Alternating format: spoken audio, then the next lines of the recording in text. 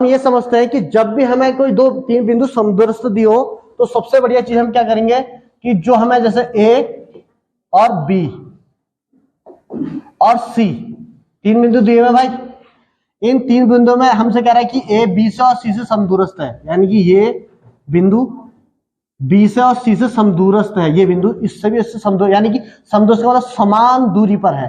तो यानी कि हम क्या करेंगे, समान दूरी बोले तो ए और बी की जो दूरी है वो बराबर होगी ए और सी की दूरी के, और इसी समीकरण का हम हर सवाल में यूज करेंगे और सॉल्व करेंगे, तो उसी से हमारा आंसर निकलेगा। ये हम एट द लास्ट समझते हैं कि हमें ये करना है। ठीक, अब आते हैं सवाल पे। अब आओ इधर, एक्स अक्ष पर वो बिंदु ज्ञात कीजिए जो 2,-5 और -2,9 से समदूरस्थ है। तो माना एक्स अक्ष पर वो जो बिंदु है वो है आपका सी, ठीक है, और इसके कोऑर्डिनेट है आपका x,0। तो ये बिंदु है सी जिसके कोऑर्डिनेट x,0 है। क्यों है x,0? क्योंकि हमने आपको बताया हुआ है कि एक्स अक्ष पर अगर कोई बिंदु होगा, एक्स अक्ष पर बिंदु होगा तो उसके निर्देशांक हमेशा x,0 ही होंगे, ये आपको बता चुके हैं। ठीक हो गया। अब वो ये कह रहा है कि जो ये बिंदु है, ये बिंदु इस बिंदु से यानी कि 2,5 से और -2,9 से समदूरस्थ है। तो इसको मैंने नाम दे दिया ए और बी, मैंने इनको नाम दे दिया अपनी सुविधा के लिए। अब हमसे कह रहा है कि ये इसे समदूरस्थ है, तो समदूरस्थ का मतलब ए और सी की जो दूरी है, समदूरस्थ का मतलब क्या है, ये और ये से समदूरस्थ है, मतलब ये दूरी और ये दूरी ये बराबर होगी या नहीं होगी, ये बताओ। ये कह रहा है कि बिंदु ए और बिंदु बी इस बिंदु से समदूरस्थ हैं, तो यानी कि ये जो दूरी है ए सी और बी सी ये बराबर होंगी, क्योंकि समदूरस्थ की वजह से, इस वर्ड की वजह से। ठीक हो गया। तो अब हम क्या करेंगे, अगर ये दोनों समदूरस्थ होगी तो हम क्या कहेंगे, क्योंकि यहां पे आप लिख दो तो क्यों, इसलिए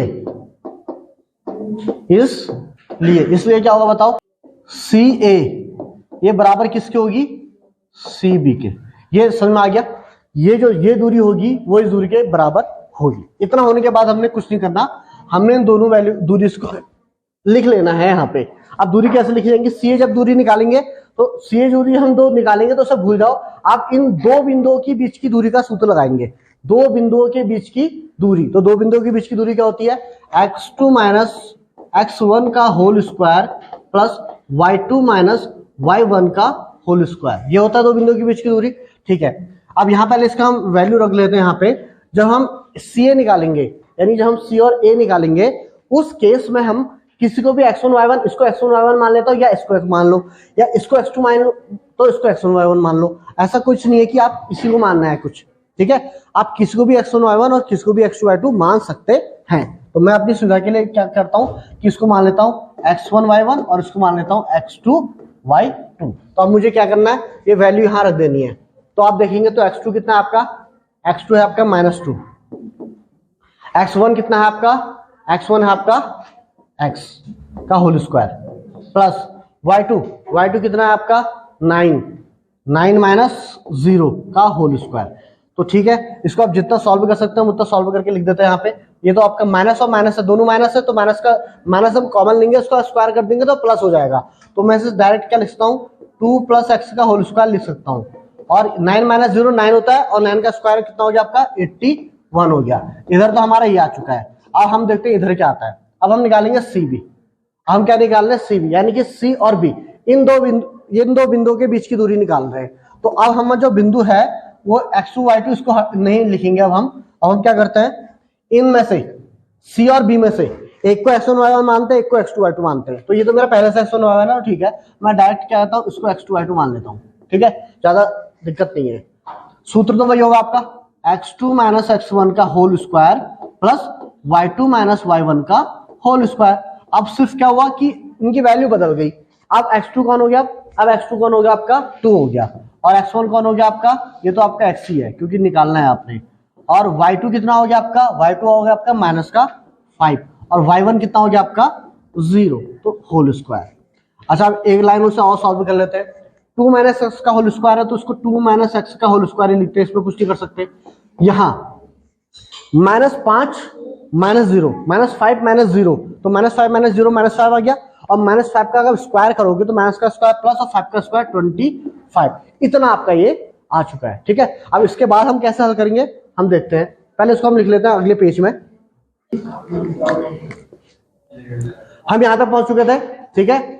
तो अब हम क्या करेंगे, देखो यहाँ पे हम इसको सॉल्व करने का हमें दिखता है कि यहाँ पूरा अंडर रूट है और यहाँ भी पूरा अंडर रूट है। आप तो इसको खैर पहले भी कर सकते थे, स्टार्टिंग में आप रूट से रूट कैंसिल आउट कर सकते हैं, यहाँ पे भी आप ये रूट से रूट कैंसिल आउट कर सकते हैं, पर अभी हमने यहाँ करा नहीं है, हम यहाँ भी कर सकते हैं इसको। आप यहाँ से हमने रूट से रूट कैंसिल आउट कर देते हैं, हमारा क्या बचता है 2 + x का whole square plus 81 is equal to 2 - x का होल स्क्वायर प्लस 25। अब इसे सॉल्व करने के लिए हम ये करेंगे कि 81 इधर है, इसको इधर ले आते हैं, तो 2 + x का होल स्क्वायर माइनस 2 - x का whole square is equal to 25 है इधर, और ये 81 यहाँ चले जाएगा, तो -81 हो गया आपका। तो कितना हो गया आपका है 56 हो चुका आपका यहाँ पे, ठीक है। अब यहाँ पे हम करेंगे, क्या करना है आपको यहाँ पे, तो आप देखें a + b का होल स्क्वायर यहाँ पे फॉर्मूला लग रहा है और a - b का होल स्क्वायर यहाँ पे फॉर्मूला लग रहा है, तो दो फॉर्मूला लग रहे हैं। हम यहाँ पे लिखते हैं a + b का होल स्क्वायर, तो a स्क्वायर 2 का स्क्वायर कितना हो गया आपका 4 हो गया, a square plus b square plus 2ab, तो 2ab करेंगे तो 4x आ गया, माइनस ब्रैकेट के अंदर लिखेंगे यहाँ पे a - b का होल स्क्वायर लगेगा a square plus b square minus 2ab यानी कि 4x। क्लियर हो गया। अब आप क्या करेंगे, आपको ये साफ दिख रहा है यहाँ पे ब्रैकेट है, तो हम ब्रैकेट को ओपन करेंगे, तो जब हम इस ब्रैकेट को ओपन करेंगे तो अंदर क्या हो जाएगा, -4 हो गया, -x स्क्वायर हो गया और प्लस का 4x हो गया, हो गया, ठीक है। जब आप ब्रैकेट ओपन करेंगे तो अब यहाँ पे आपको क्या दिख रहा है कि देखो प्लस का 4 है माइनस का 4 है, ये कैंसिल आउट हो गया, प्लस का x स्क्वायर है माइनस का x स्क्वायर है, ये भी कैंसिल आउट हो गया, प्लस का 4x और प्लस का 4x है, तो कितना हो गया आपका 4 और 4 8x हो गया आपका इधर, अब इक्वल टू -56 हो गया, तो x इक्वल टू जो आपका निकलेगा -56/8।